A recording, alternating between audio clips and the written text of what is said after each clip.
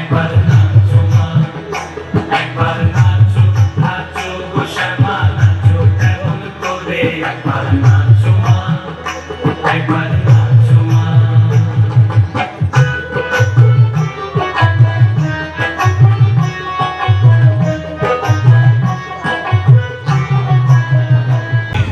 ইংরেজ নীল সাহেবরাও তথস্থ হয়ে থাকতো এই ভেবে যে কোন সময় শোনা যাবে এই হুঙ্কার আর লুট হয়ে যাবে সব গচ্ছিত সম্পত্তি।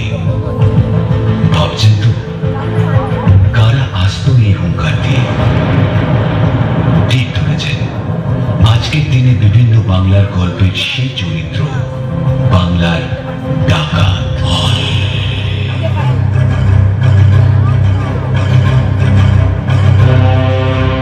এই বছর আমাদের নিবেদন রঘু আসছে।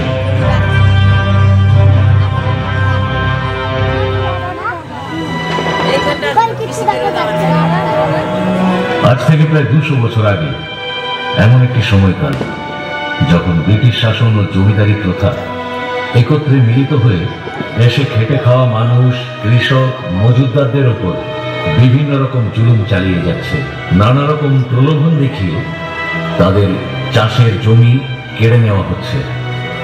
এরই মধ্যে অন্যতম হলো দরিদ্র কৃষকদের নীল চাষ করতে বাধ্য করা।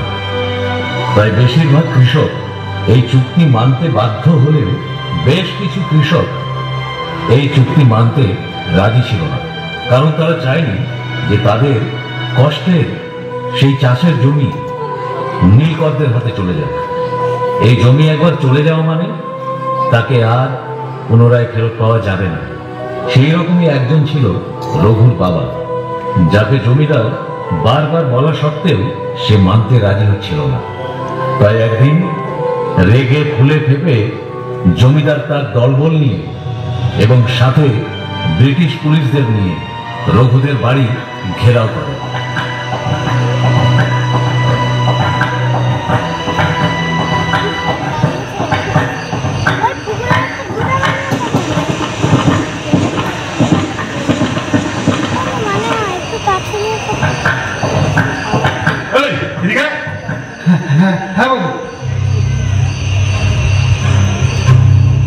তাহলে তুই নিকাজ করবি না? না মানে দেখ, শেষবারের মতো বলছি, রাজি হয়ে যা, নাহলে কিন্তু তোর অবস্থা ওই মুন্ডা পাড়া নিতাইয়ের মতো হবে, বুঝেছিস তো? না বাবু না, আমি বেশি থাকতে জমিতে নিচাষ করতে দেবো না, আমি বেশি থাকতে জমিতে নিচাষ করতে দেবো না। জমিদার বাবু আপনি সরে যান, আমি দেখছি। খান সাহেব কাম হিয়ার। বাবু ছেড়েন, মারবেন না বাবু, ছেড়েন। বাবু ছেড়েন, বাবু মারবেন না, ছেড়েন।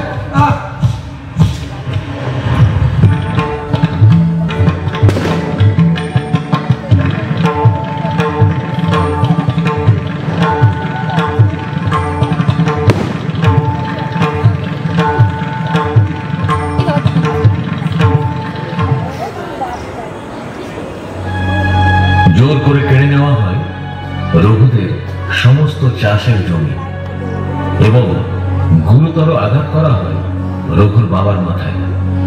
আর সেই আঘাত সহ্য করতে না পেরে কিছুদিনের মধ্যেই রঘুর বাবা মারা যায়।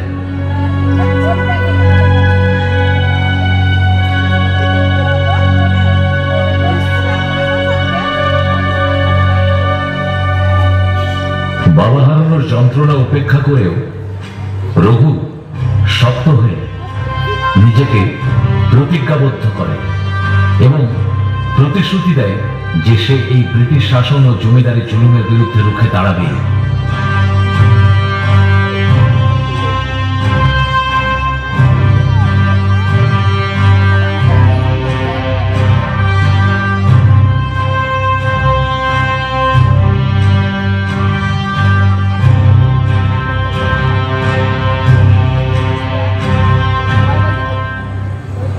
কেটে গেছে 20টা বছর, বদলে গেছে অনেক কিছু। চলুন দেখা যাক এরপর কি হয়।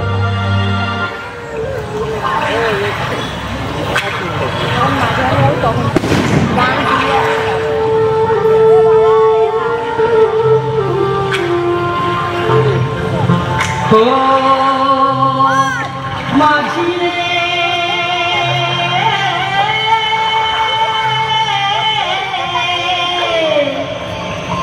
মাঝি রে মাঝি রে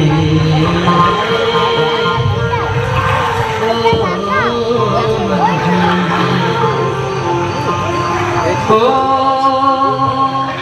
মাঝি রে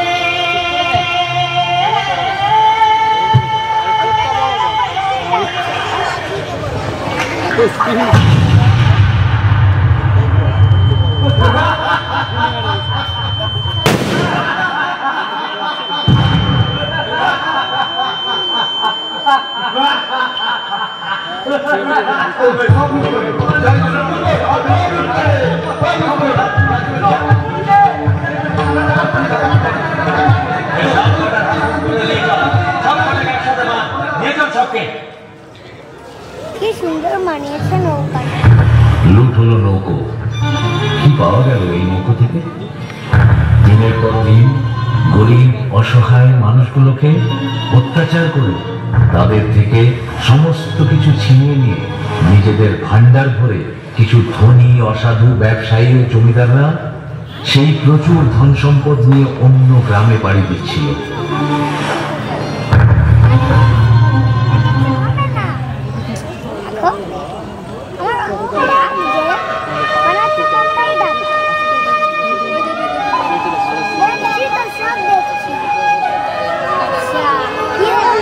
কথায় আছে না, নদীর এক কুল ভাঙে তো আরেক কুল পড়ে। এইভাবে রঘু বিগত কয়েক বছর ধরে ধনী ব্যবসায়ী অত্যাচারী জমিদারদের সমস্ত সম্পদ লুট করে অভাবগ্রস্ত গরিব অসহায় মানুষদের মধ্যে বিলিয়ে দিত।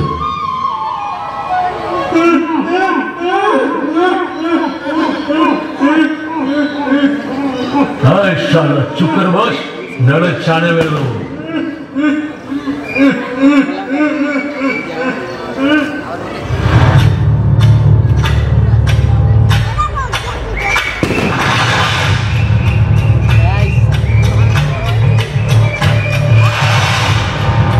রঘু বলেছিল এই অত্যাচারের প্রতিশোধ রঘু নেবে, তাই এক এক করে।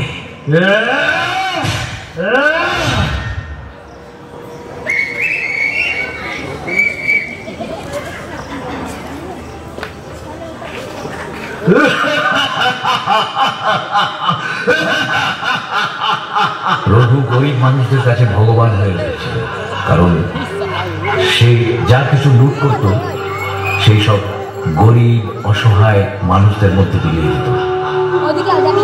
তার সাথে সে যে অন্যায়গুলো করেছে সেগুলো তার অধিকারের বাইরে। তার বাবার মৃত্যুর বদলা নেওয়ার জন্য সেও সেই একই পথ অবলম্বন করেছিল। গীতায় বর্ণিত আছে, মানুষের মানবিকতা তখনই শেষ হয়ে যায় যখন অন্যের কষ্টে সে নিজে আনন্দ পায়। এই মানবিকতা ফিরিয়ে আনতেই হয়তো সৃষ্টিকর্তা একদিন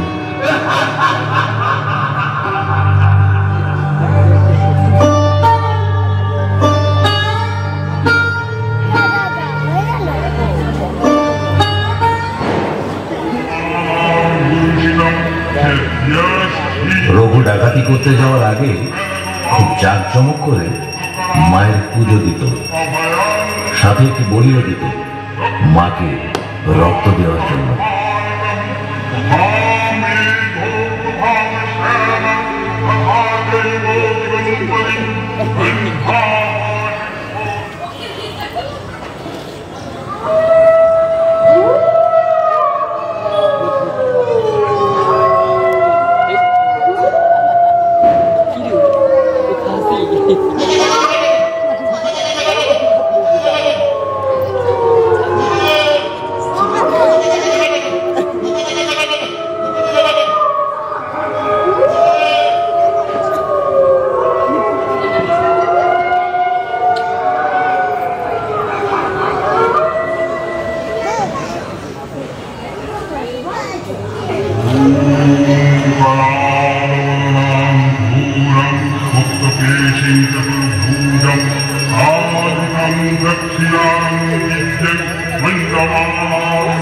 না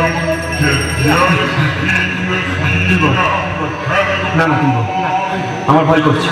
না তুই বল। নিজেদের মধ্যে এত কিসের কথা? যা বলির জন্য প্রস্তুত কর। সর্দার, বলির জন্য আমার ছাগলটাকে না খুঁজে পাওয়া যাচ্ছে না। কি হারিয়ে গেছে?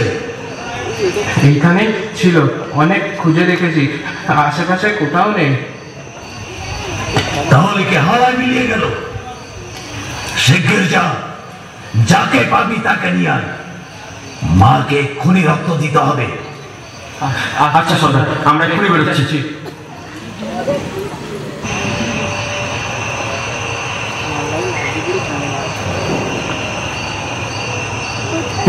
এই গভীর রাতে এই জঙ্গলে রাতে পাই বলতো? যদি কারোকে না পাই, সর্দার আমাদেরকেই বলি দিয়ে দেবে। চল চল চল, ওই দিকটা গিয়ে দেখি, চল।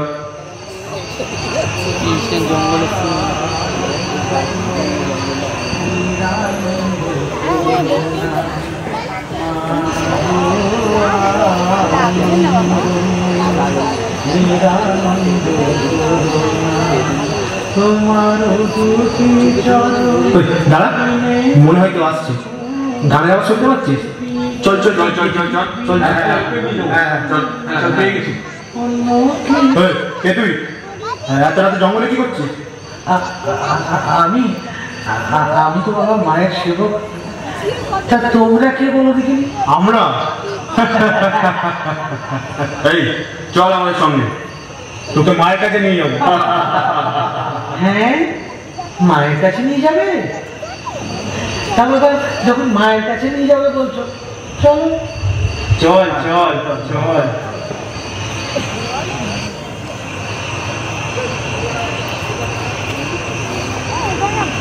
সর্দার, এই যে একে নিয়ে এসেছি। মা, মা গো, এই যে সাক্ষাৎ মা। মা, ছাগল খুঁজতে গিয়ে মানুষ ধরে নিয়ে এসেছিস?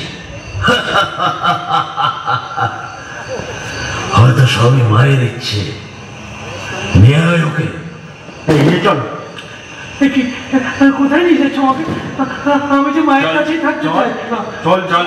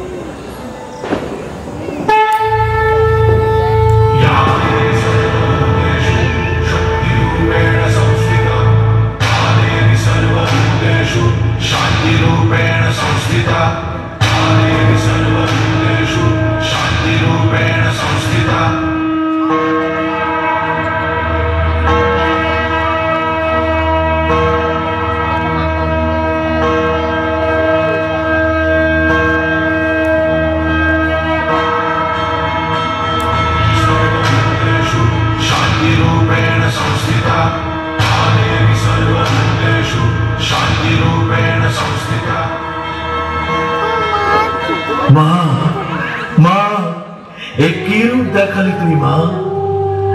আমায় ক্ষমা করে দে, আমায় ক্ষমা করে দে, আমায় ক্ষমা করে দে, আমায় ক্ষমা করে, ক্ষমা করে দে, আমায় ক্ষমা করে, ক্ষমা করে দে। মা কখনো তার সন্তানের হত্যাতে খুশি হয় রে? এই জগতে যত প্রাণ আছে, সে মানুষ হোক বা পশু, সবাই তো আমার সন্তান। ওদের মারিস নে রে, ওদেরও বাঁচতে দে। এই জগৎটা ওদেরও, ওদের বাঁচতে দে, ওদের বাঁচতে দে, ওদের বাঁচতে দে।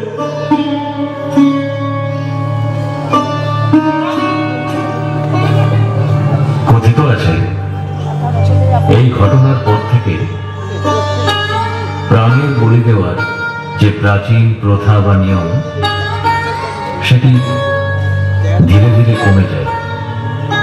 তার বদলে কাঁচা সবজির বলি দেওয়ার প্রথা চালু হয়।